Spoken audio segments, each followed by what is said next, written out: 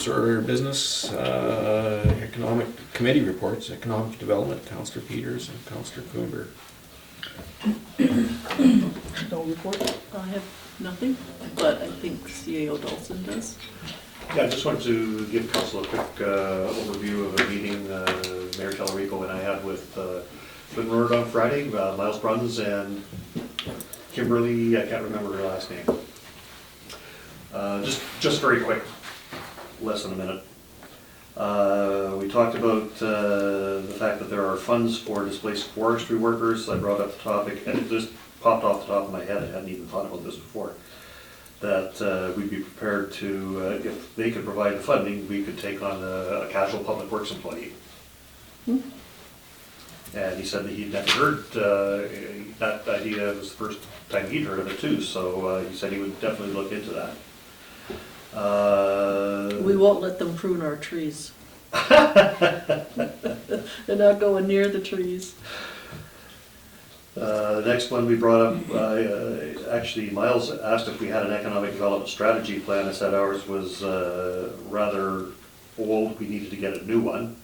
It was out of date, shouldn't say old, just out of date.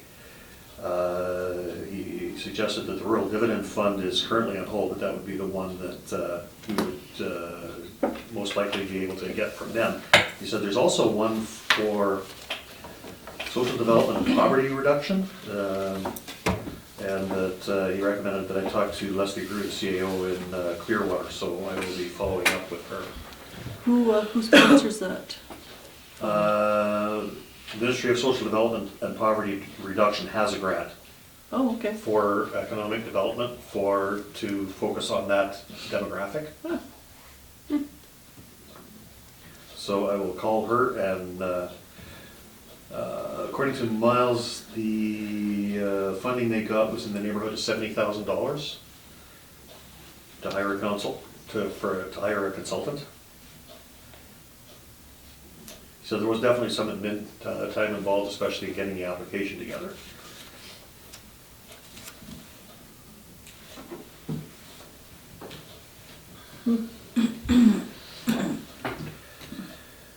And his suggestion was, if we have major issues with the province, that going to the minister in Victoria carries a lot more weight than meeting after meeting after meeting at the UBCM. Do both. He said, he wasn't saying to stop going to the UBCM sessions, but if we really have a major issue, what carries the most weight is to go see the minister in person, or the deputy minister if we can't get to see the minister. Well, UBCM is in Victoria this year. The legislature is only a couple blocks away from the convention center.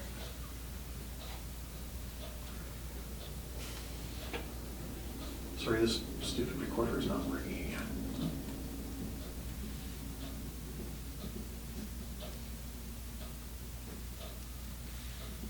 Okay, I think I've got it working now. And that was it. So you'll have a sort of a report, written report for us to I wasn't review planning later? on it. or- It was just those few topics, and I didn't think it was worthwhile a report. There wasn't anything specific that came out of it, just potential future action, so I didn't think it was necessary for a report. If the council wants me to, give me a motion and I'll follow through. Okay, so if I could put a motion forward to just put what Mr. Dawson has stated here in some form of maybe a memo or what have you, so we can review it later and if we have further questions. Any discussion? We need a seconder first?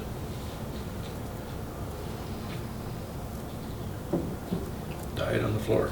Carry on. I have my notes. My suggestion would be that you can talk to me directly if you have any questions.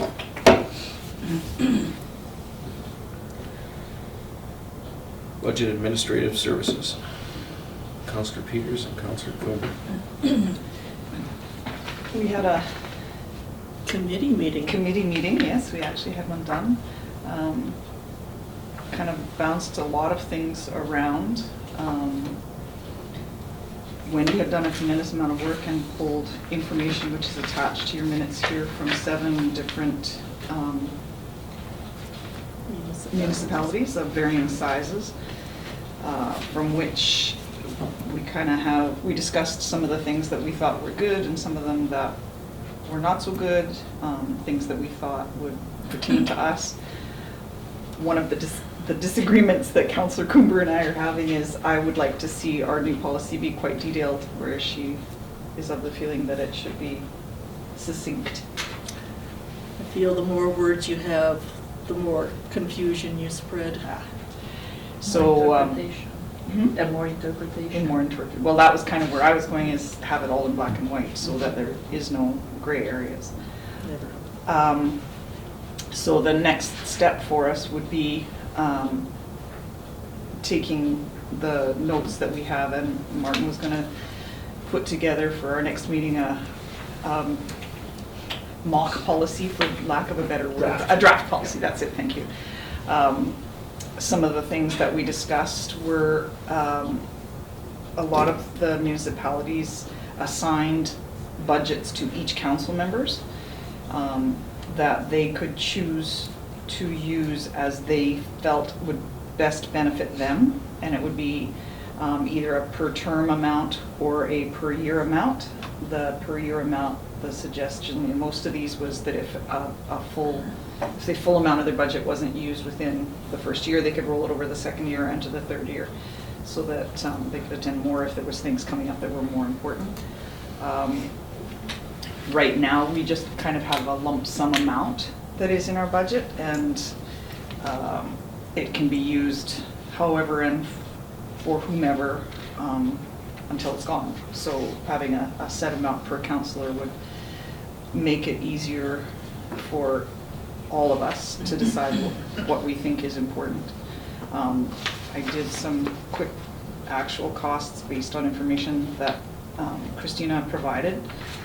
For 2019 UBCM, the total was $10,290, and if you divide that by 4, and that's including CAO Dawson, it was $2,572 per person, divided by 3 without Martin, because I wasn't sure whether his went into that budget He or wasn't whether in his that was. council. Okay. He was in that. Okay, that's what I thought. So divided by 3, it's $3,430 per person. So The 10,290 did include the CAO? No. Or did not? No, Okay. no, he did not. so I'm sorry, what figures were you using? off of the Okay. budget numbers that Christina had provided for 2019, or not the budget, the actuals that Christina had provided. Now, we were under budget considerably last year in that category because we had Councillor Defoe, who was unable to attend any of the conventions, and Councillor Talarico, who didn't attend some of them, so that we wouldn't have been under budget. We would have been at budget or above budget if everyone had attended every session. So we had kind of an extraordinary circumstance this year. So those are kind of the things that we need to think about is how do we want to allocate budget? Do we want to continue the way we are and have it as a lump sum that everyone draws from, and we decide based on budget how many people can go, or whether we assign a budget to each committee member and the mayor? And in all of these, the mayor's had a higher budget just because they're asked to go to more meetings or more sessions than we as councillors are. So a lot of some of the criteria that were used were: does the work done by the body or committee support council's strategic plan? Does the body committee make decisions that could impact Cache Creek? Does the organization provide support to Cache Creek, financial or otherwise? Does participation help fulfill their duties and responsibility? And does participation provide valuable networking opportunities? What most of them also did, and how we have it right now, is we have UBCM and Sylvia have their own budget line, and then we have one that was added this year was workshop, and so that's the other one that a lot of them had. Was they had UBCM and Sylvia. Sylvia has different names depending on where you live, but and then they had a other category, and the other category in some of them had budget, and in some of them it was a vote of council whether participation would be and how many would participate. So I kind of liked that one. Let me know when you're gonna take a breath. You know me, I don't take breaths. Go ahead, Councilor Cooper. The reason I brought this up in the first place actually was because there's a conference happening right now that I would have liked to have gone, but I wasn't sure. Because it's not one that we normally go to, so I'm not going to it. But for budgeting purposes, I believe this is the best way to go, because if we are going to go to conferences, and you know me, I believe that that is our training, then we're able to prepare in advance. We get cheaper rates for hotels, we get the early bird rates for the conference registration, things like that. So, you know, it's a good way to plan the year. Councillor Peters mentioned that one of the examples, I can't remember which municipality, but they rolled their budgets over from year to year. That's just an option. We don't have to. We can just say, okay, the year's done, new year, here we go.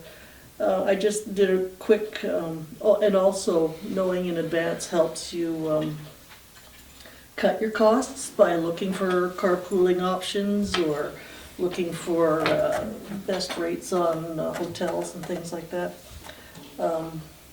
We also discussed the meals, and perhaps that there's a lot of duplication between meals that we get paid for and meals that we get at the conferences. We don't need to be paid for both, so we were looking at possibly going away from the per diem and into keeping your receipts. Christina loves receipts. I do. The other option on that one too is to use the CRA rates, but use them as a maximum amount, not as a set amount. So right now, when we travel to a convention or to anything for training, and we receive our expenses in advance, we receive a set amount regardless of how much we spend.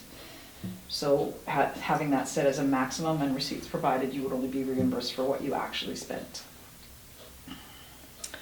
So I was just doing a quick rounding up of the 3 conferences that I was at in 2019. And you know me, I love to carpool. So 3 conferences came to just over $4,000, which is not bad. I know that we all can't carpool because somebody has to drive.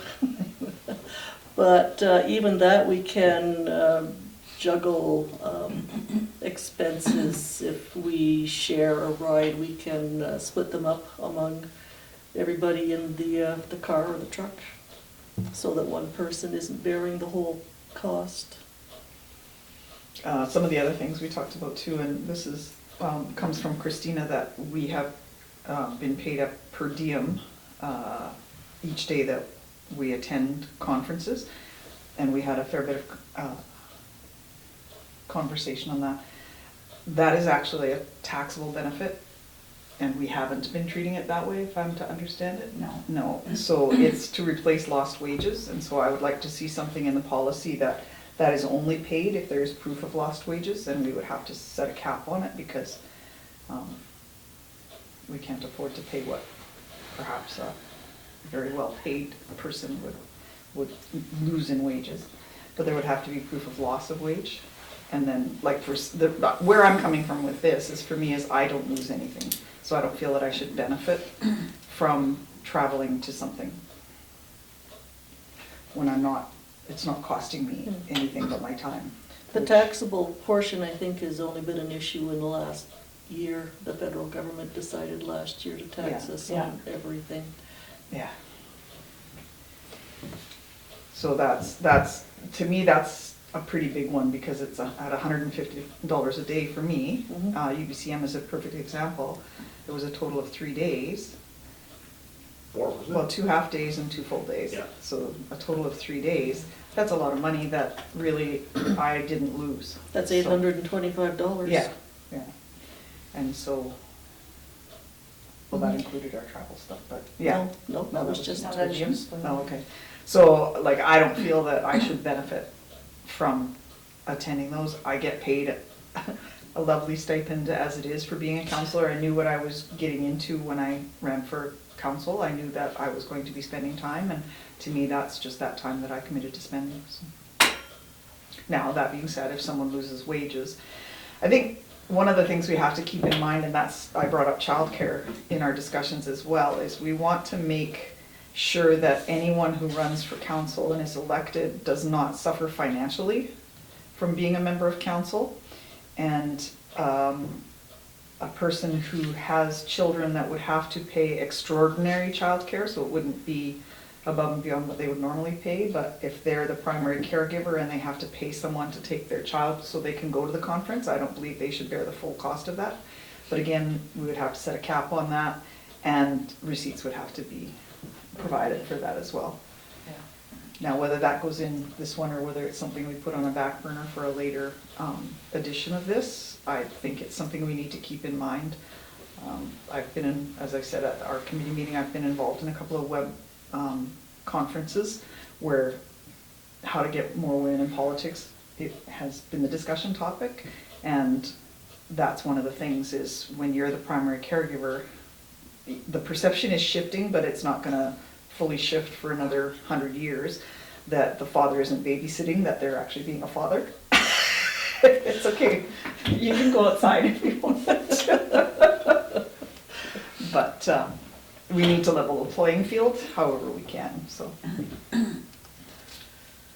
Something else that spurred me when I was starting to think about this was, you know, I'm sensing, because we do have budgetary constraints this year, I was kind of sensing that, you know, we wanted to hold back a little bit, or, you know, do something to justify the things that we were doing.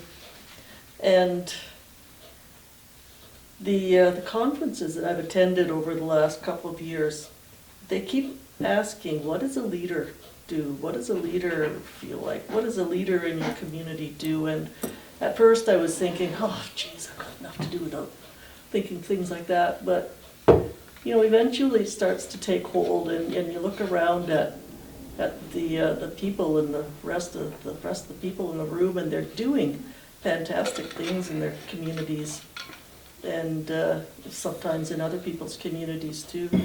And it really is a great experience to learn from, and just to try and achieve, you know, a little bit of that for our own community here at Cache Creek.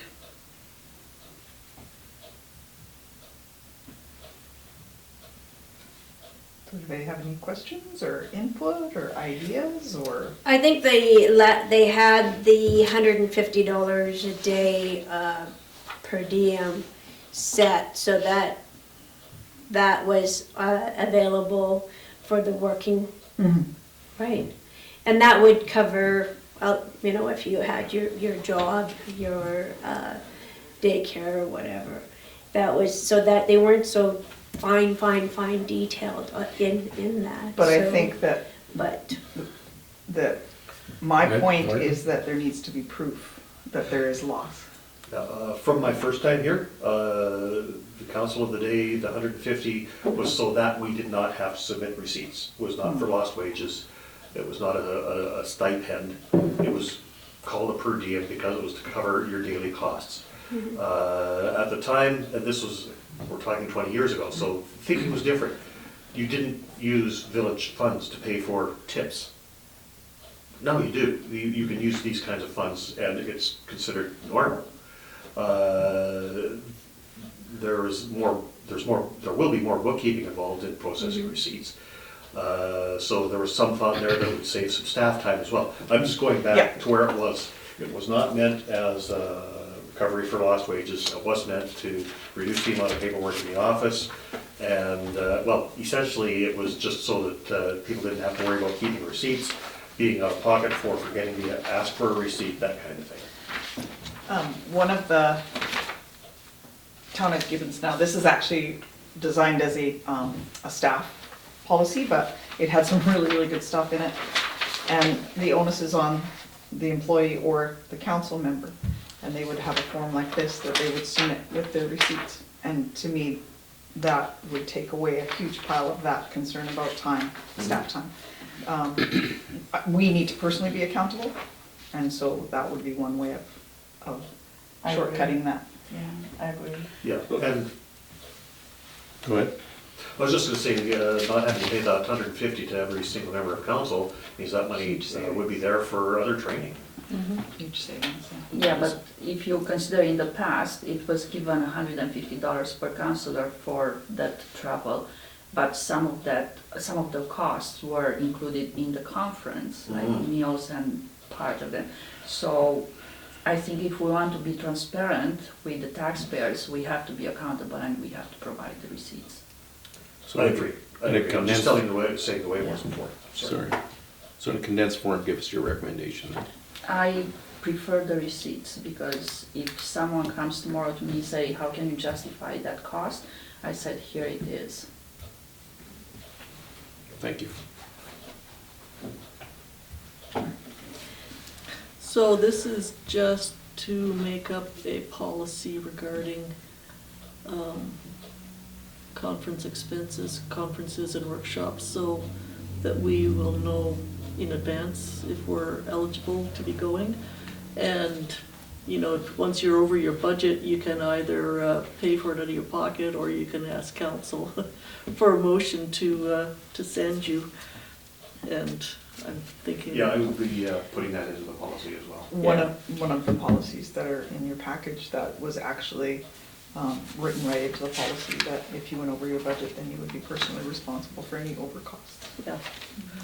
But if it's something that comes along and council decides that they really, really don't want to miss it, then it can always come to council. This year, or this last little period of time, is a perfect example with the changes coming to the emergency management plan. There's far more meetings or workshops being held on that I think the more of us that can go to and make our voices heard for rural BC, the better, because they want to download all of the costs onto us. So those are things that might make our budgets be a little tight in a particular year if we have things like that happening. So that's why that other workshop component would come into it, and then that would be a discussion with council. Now, a lot of those, the only cost to the village would be travel, because the meals are served, they're usually one day in Kamloops. So the only cost would be travel because the lunch is provided.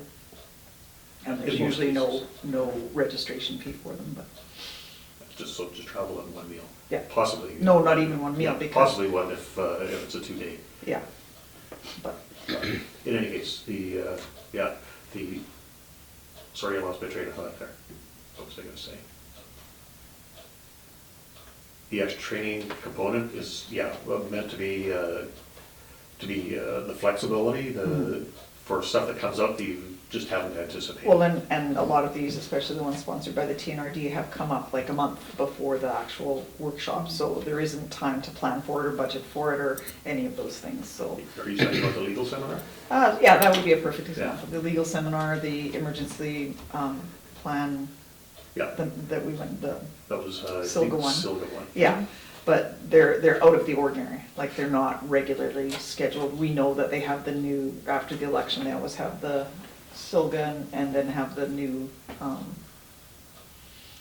the training for the new and returning, Right. two separate things for, like, those are all things we can account for. Silga we can account for, UBCM we can account for, but there's these ones that have come up, and this year seems to me that there's been an extraordinary number of them, but the costs have been relatively low because of what they supply and that there's no fee to attend them, so. Well, I like the Dawson Creek policy where they got it as the UBCM, and it would be Silga, I guess. Yeah, that's their. That would be policy for mayor and councilors to attend. And then all other conferences and workshops Yeah. would be put forward That's as the one I was referring to. on request Yeah, and by resolution of council. And showing that it would be beneficial to all councilors attending, and that they provide a written report for these extra conferences and workshops. I think actually it would be my preference that all of the things we attend, that everyone provide a written report, and the reason is that our perceptions of what we hear are different. Wendy and I are a perfect example of that. When we share notes, it's just like, where did you hear that? And I'm like, where did you hear that? Because I we have, don't we have understand. different focuses on things that, like emergency management is a big one, because I have different focuses than what Wendy has. So our notes were totally different. So it gives a much broader view of the conference from all perspectives. The other thing, back to the per diem, where you're saying that you want council members to, I guess, request from their employers to prove their wage loss for the day. Are we not kind of getting a little bit treading on some The reason that I privacy issues on suggested that? that was No, something we would have to because- confirm, but if somebody's making $10 an hour for 8 hours, that's $80. We don't want to pay them $150. Right, I mean, that's just a number pull out of my head, we know Yeah. minimum wage is more than No. that now, but but then, my reason but for then, that is to a maximum of, and we would have a maximum number set, and so, or why don't you just make the per diem lower or what have you? Then you're not putting these people on the spot, like, you're retired, but we want to encourage people to come to be on council. But we don't want to make it such a chore for them to be on council. We want to, as an employer, Have people I got come asked forward. all the time to state what my I'm staff's I'm looking just for. saying that So I don't we think want to that's a good- encourage other people to step forward into these positions. We don't want them to make it a big cumbersome job to do that. It is a job, Like though. it We put a is. lot of work into this. Yes, it is. But I just- So, I don't- and that's why I think that the per diem should be left alone. I don't want to see us pay someone more than what. If they you would want to, lose. if you want to leave your money This job is there, not then you to can. supplement someone's income. This job is to do a job for the community. Yes, And people have to be accountable for that. So if someone earns, as Councillor Peters said, $80 a day, why would you reimburse $150? maybe they have childcare, maybe they have other obligations. But those then have to they're- be and accounted they're- for. they're Those have going to be to different- accounted for. things. If they were working at their normal job, they would still be responsible for Yes. this. Go ahead, Martin. My only thought was if privacy is the main concern there, that Mhm. the employer would be encouraged, or not even required, to put it in an envelope marked personal and confidential, attention CFO, Christina Mhm. Martini in our case right now. And it would be kept confidential, it would not be a matter of public record. Mhm. That's correct. I think the point of the exercise here is to be as transparent as possible. Right. And we are, and we're going down to being almost invisible. But what I'm gonna suggest is on year 4, when all of us will be up for reelection, I cannot understand why UBCM is held prior to knowing who your next year's council is gonna be. So year 4 would have to have some verbiage in it that would indicate that we have to treat year 4 differently than year 1, 2, and 3 of our term. Simply because we're gonna have people that are gonna exit, that will be going to these meetings that have no reason to be going to the meetings, to be quite frank, and, or may not get reelected to go to the meetings. So year 4 is the pivotal year where we're gonna have the best, the opportunity to ensure that the taxpayers are gonna get what they expect. Go ahead, Sorry. Martin. Just a thought there, you're right, year 4 should be considered separately, only because you can't predict an election, of course. But if someone has stated that, no, they're not going to be running again, then no, they should, in my own opinion, I don't think they should be going to UBCM. I wouldn't think they would even. I still don't Go understand forward. why UBCM is even Why they don't entertaining have it after that date. elections. Oh, I see. So, Well, but we have to be That would aware be of a that. resolution to take to UBCM, because that's a very valid thing. Yeah, a lot of the reason is because, in general, those conferences are held in Vancouver. Then Victoria, and then Kelowna. Whistler. Oh, yeah, and Whistler, And pardon me. Whistler. And Oh, they rotate around. But all of those are very, very heavy conference communities. They Sure. have a lot of conferences coming in, they have to book those I- a long time Yeah. in advance. I They agree can't with move you. them around. But in our case, we're dissecting a policy to ensure that the taxpayer is gonna get the best bang for their buck. Yes. We have to ensure that by following what we've started to do here, that year 4 is addressed differently. That's all I'm saying. Do that, I have to reread them. So, you're right in that, that is a silly date. But if you put it later, then you get into the bad weather, is what I'm thinking. That's just too bad. Yeah, it's too bad. Yeah. But we don't only go to conferences to receive information, we also give it. We do a lot of face-to-face talking to people. We talk to our politicians. We meet with a lot of different people at UBCM, at SILGA. So we're not just on the receiving end, we're also on the giving end. Yeah, it's not just the conference, this last UBCM, there were several meetings regarding Hat Creek grants that happened down there. And Red Cross. And Red Cross, that's right. Although they also had a session. Did they? That was the one that we just kind of turned it into a round table instead of a. But that was, that was separate from UBCM. Yeah, Yeah, We it was were- held in conjunction with UBCM. We were Yes, it was invited- not part of the actual. Yeah. we were invited to that. Yeah.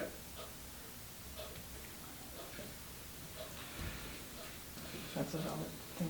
That might be something to look as a resolution too, is they know that elections are held in October and new councils don't take, maybe they need to look at the time of year that they have UBCM. In We election years. certainly do. I mean, as far as what the people of, that belong to UB, or that control UBCM, that's up to them, but our responsibility is to ensure that if this is a path that we're going down, that we look at year 4 seriously. Yeah. And what would you suggest? As we're looking at it. As which, year 4? That we probably restrict the number of people that go down to UBCM, maybe the administrator and one counselor, or one mayor, or whatever the case is, and not put the whole group down there for year 4. If that's an alternative that council wishes to go down. But certainly, anything can happen at election time. And based on when we have to register, a lot of people don't even declare at that point Yeah. whether they're going to be running for council or whether they wish to run for council or whatever the case is. Or To- whether they're not going to get reelected. Or if they're not going to get reelected and we've sent somebody down at a $5,000 or $3,000 convention, and even though I appreciate your point, I think it's really important that we look at year 4.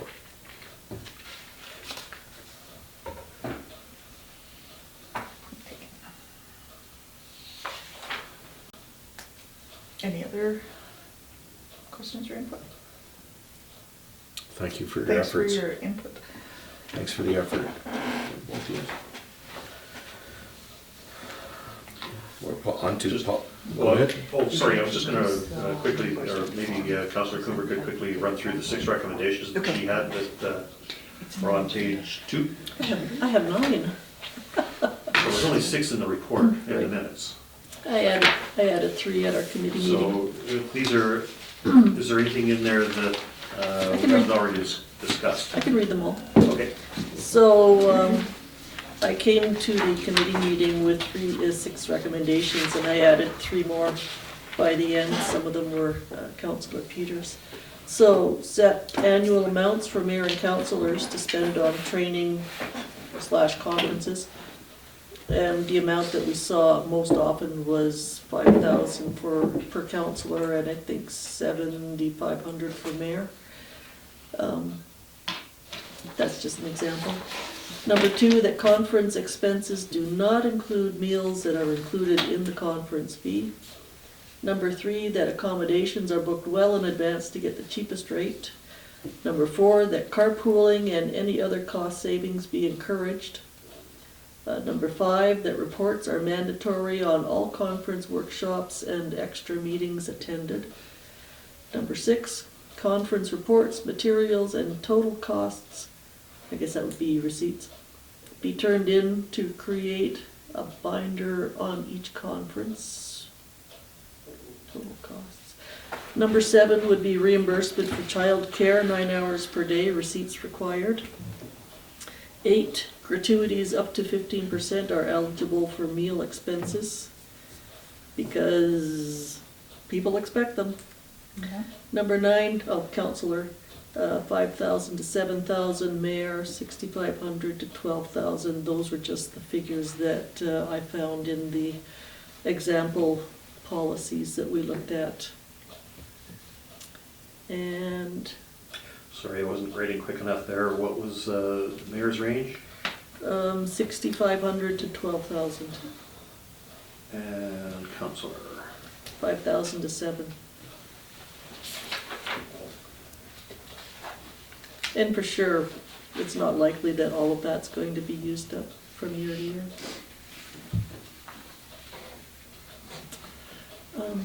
There's one other thing I was just, And then I had a couple too. The meals, we use CRA rates as a maximum, and that needs to be required. That way it doesn't need to be updated every year by an amount, it's just, we know what the CRA rates are. Per diem set a max amount as per Gibson's receipts required. And lost wages only if proof of loss provided by documentation from employer set amount or maximum amount and reimbursement based on employer information. that was it. Sorry, what was that last one? Lost wages, only if proof of loss is provided by documentation from the employer, and a set amount or maximum amount, and reimbursement be based on employer information.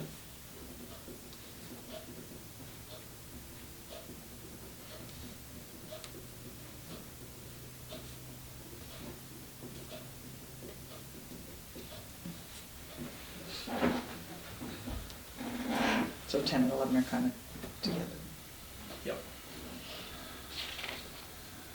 For 11 and 12, per diem and lost wages. Yeah, I missed one. Oh, I got 2 number 8s, that's why.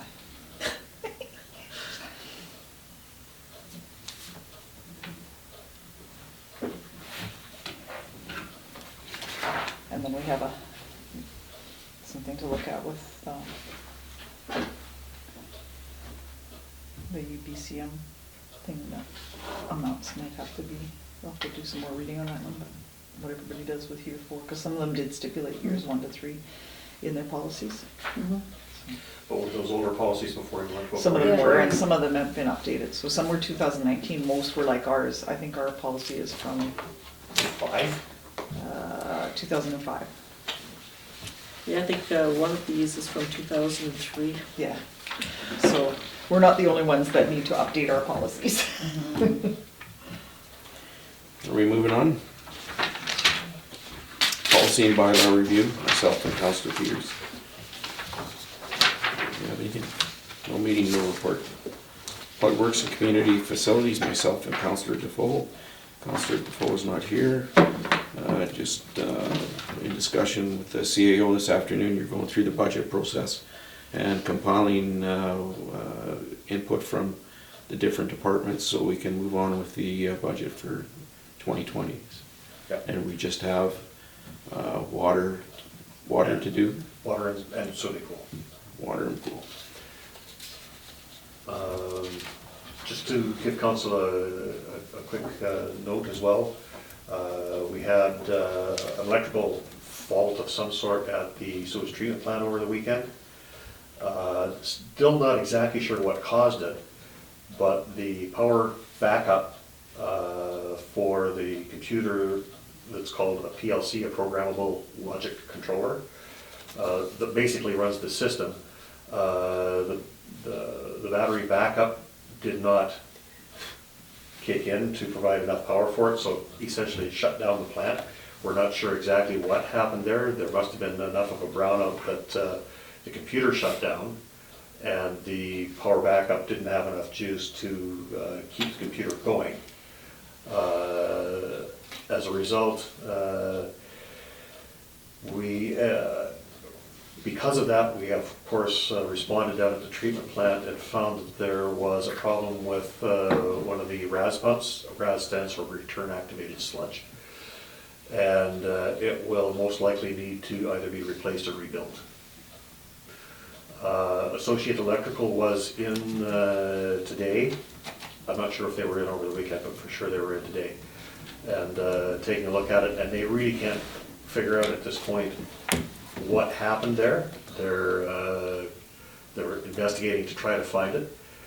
But since I was meeting with Jordan this morning during his, with his budget request, and with Christina, we kind of batted the idea around, and we're going to be proposing $10,000 just to do an assessment of the mechanical and electrical systems in there, because this is not the first time this kind of thing has happened over there.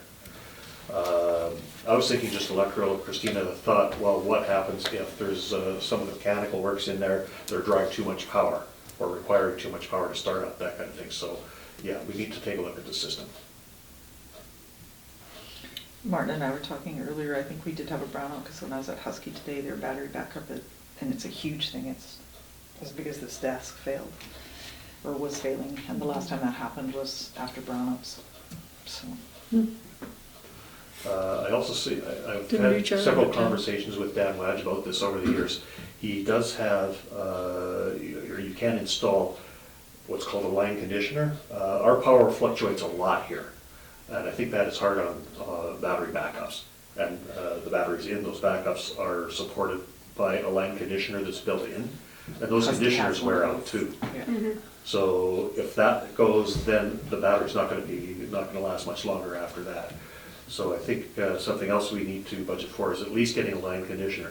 And I don't know if I'm just imagining this, but I seem to recall Dan saying that he had something better for power backup than what we have right now, and that it's not anything that would wear out.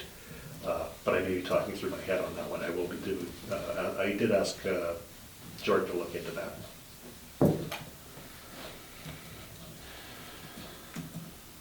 Thank you. Any further?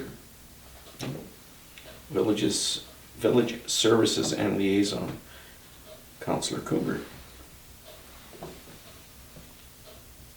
All my meetings aren't until next week. No, nothing to report, thank you. Protective Services, myself and Councillor Cooper. I have nothing to report. Intergovernmental Relations, myself and Councillor Cooper.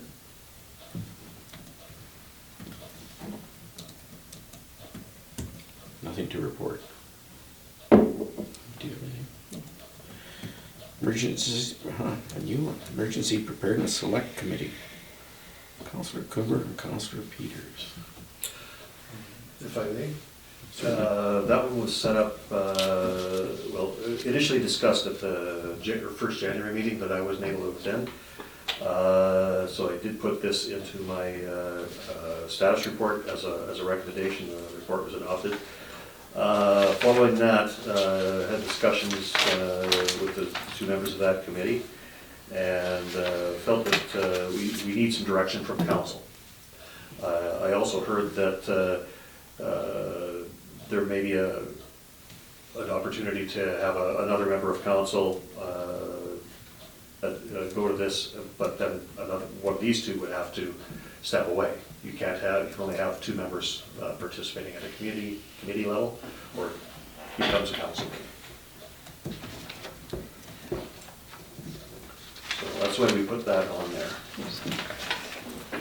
Our current emergency response and evacuation plan that was set up by the TNRD is the one you referenced, I think, when we were, some time ago, but it was created in 2013.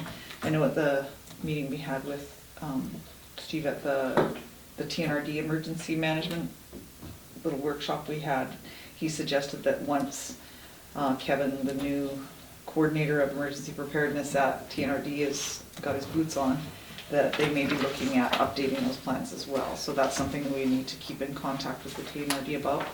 Our current bylaw is from 2004 on emergency measures. So that definitely needs to be updated. In 2009, a terms of reference package was put together, I'm not sure by whom, Village of Cache Creek Emergency Support Group. And it has some recommendations in it, and as to the actual committee, it has some suggestions, sorry. It has a mandate and then suggestions that could be possibly used as a starting point for forming this committee, because it needs to be community-based. So it would be the Village of Cache Creek, participants in the Cache Creek ESG Emergency Services Group would typically consist of, but not be limited to, the Village of Cache Creek CAO and Public Works Foreman, Cache Creek Volunteer Fire Department and Deputy Chief and Deputy Chief, Cache Creek RCMP Detachment Commander, TNRD Manager of Emergency Services, BC Ambulance, Ashcroft Unit Chief, Interior Health, CN Police Emergency Social Services, MOT and Interior Roads, which is now Dawson, BC Hydro and Terracin, which is now Fortis, the Cache Creek Landfill Manager, Elementary School Principal, and the Bonaparte Indian Band, as well as a member of council. So it's quite a big list. Good luck. Yeah. Certainly, some of those should be definitely involved in any conversations that are held, and that would be the fire department, the ambulance, the RCMP, we talked about the school district. Because, and I think that we also, this is one of those times it needs to be a community or a regional plan as well as an individual village plan, because it does affect Bonaparte, it does affect us, it does affect the Ashcroft Band, it does affect the Village of Ashcroft, and could possibly even affect Spence's Bridge and the bands there. So it's something we need to, that's kind of a starting point, was figuring out who to bring to the table, and then what do we want to discuss in that? Do we want to revamp this? Do we want to start fresh? There's kind of a lot of components to this. And the new emergency act is really emphasizing more regional involvement, regional cooperation. I guess might be And that's, better. we've discussed at length here in council, the sharing of resources that can really come into play in an emergency situation if we kind of did it in 2017 organically. Ashcroft provided a tremendous amount of support to Cache Creek, both in the fire time and during latent search, and so we've proven that it works. There was great cooperation between the two communities, both at a municipal level and at a community level. So When we attended the TNRD refresher a few weeks ago,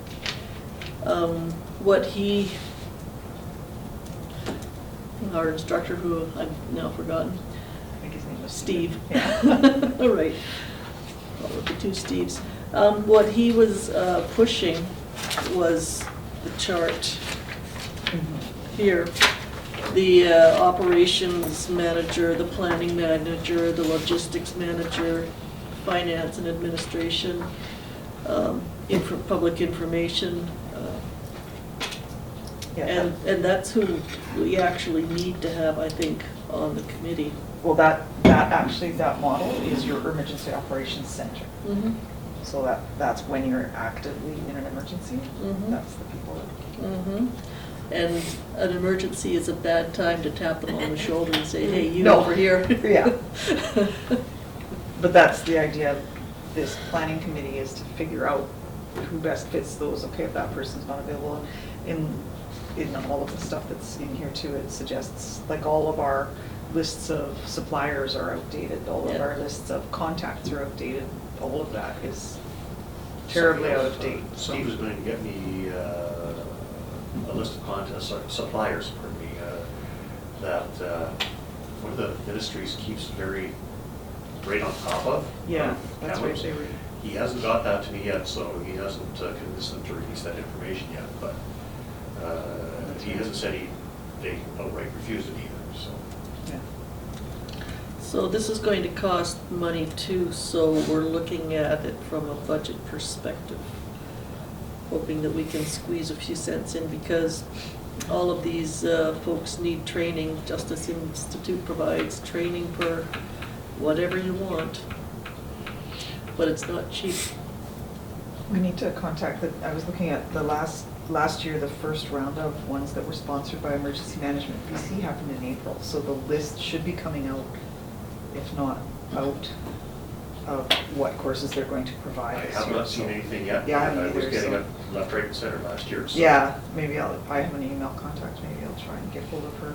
Can't hurt to just go to the GIBC website either. No, it's not through GIBC, it's through Oh. Emergency Management BC. Okay, And then it doesn't GIBC. cost us anything. They're Justice Institute Yeah. courses, but they don't cost anything to participate in because they're sponsored by EMBC. Okay. You have to apply for them and be Yeah. accepted, but that's, I attended 3 last year, so, through that program. I was also Free told is by good. Steve, Free is best. I think after the meeting actually, was that he was encouraging us to host some of these Mm. training opportunities as well. If they bring the donuts.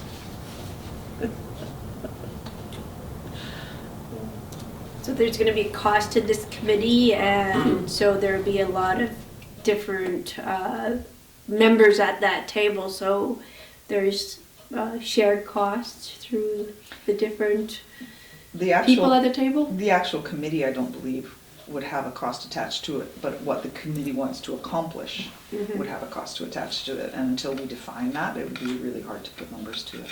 It's equipment, it's supplies, it's training, those kinds of things that would have a cost, but at this time, we really don't have any idea what those numbers would be. Yeah, so the overall committee, not the council select committee, would be basically put together to advise council as to what we should have for an EOC group. The Emergency Operations Center, that is. And we do have supplies, but we Yeah. don't know whether we have, like, we need to assess whether we have the right things for the changes that have been made. Damien, it's at the fire hall right now, but the other suggestion that Steve made is to have more than one set of those things, and that's the vests and the forms and all the things you need in an emergency. That if the fire hall is compromised, which it was during the flood of 2015, that there be a second set somewhere else, either at the village office or public works yard or somewhere, Yeah. that would be accessible if that one set of things. Yeah, so there's so many components to it. It's setting up, you know, who's responsible for what, where, the how, the finances of it. Yeah. you know, Logistics. the logistics of it is. I'm thinking that I'm it's hoping huge. that TNRD can take on organizing that for us. Yeah, I think if we reach out and ask, especially for if we look at it globally or regionally, not just to the village of Cache Creek, that I think that there would be an interest. And then we'd work with our partners in the area to make it work. Ashcroft is already working on having a regional get-together just like this. Yeah. It would just be like a one-off, it wouldn't be a regular Yeah. set of meetings.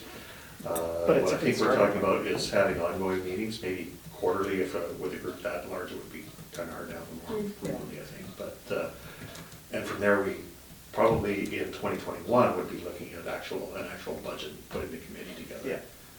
I think we need to Use. really look at our plan right now, though, and do some updates before That- for shut. Yeah.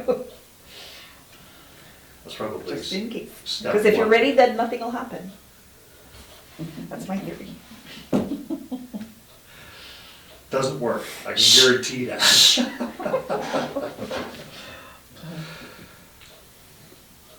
Okay. Any further? Motion for an adjournment? So moved. Second. Any discussion? All in favor? Carried. We'll let you vote on that one.